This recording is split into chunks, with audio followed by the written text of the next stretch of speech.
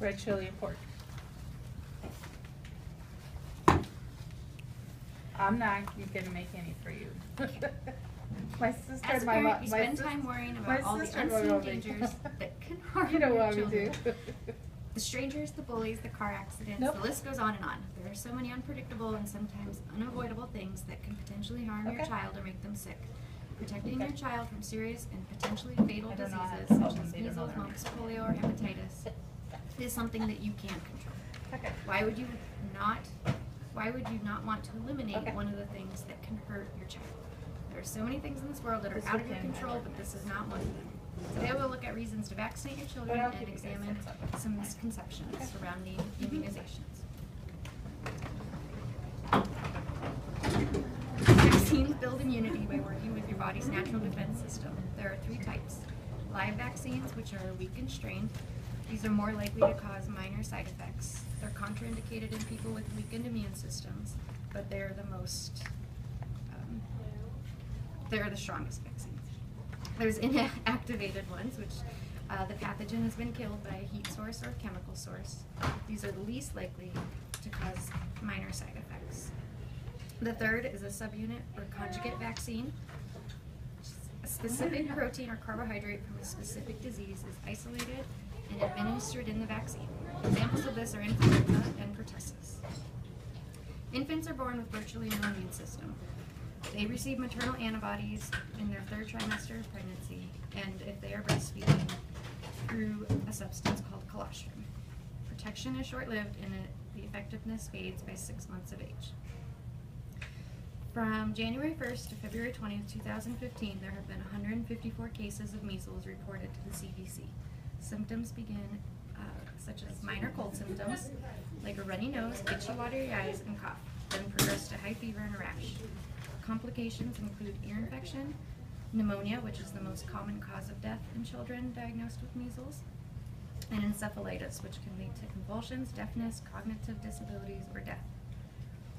1 in 1,000 children with measles will develop encephalitis, and 2 in 1,000 children with measles will die. Ready? How'd it go? Your appointment? Good.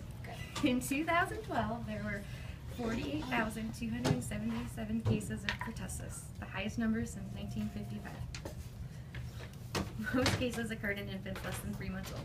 Pertussis is a respiratory infection that spreads from person to person through coughing and sneezing. Symptoms begin as a mild cough, fever, and runny nose, and progress to intermittent violent coughing, fever, and apneic episodes. The cough can last up to 10 weeks. In the 2014-2015 hockey season this year, 15 NHL players were diagnosed with mumps.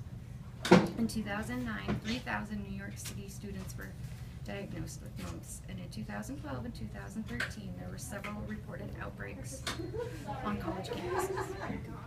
So now that we've covered some preventable diseases, let's look at common myths associated with vaccines. You didn't call me. For years, anti-vaccination organizations have claimed that thimerosal causes autism. This is unfounded. In 2001, thimerosal was removed from all vaccines. It was a precautionary measure recommended by the American Pediatric Association. In 2011, the Institute of Medicine states, quote, "The evidence favors rejection of the causal relationship between thimerosal containing vaccines and autism rates in children." Another myth is that vaccines make you sick. The most common effects are low-grade fever, redness, and discomfort at the injection site. The pathogens are introduced in very small amounts to promote enough of an immune system response by your body to fight the pathogen if it's ever encountered for real. And vaccines cause SIDS.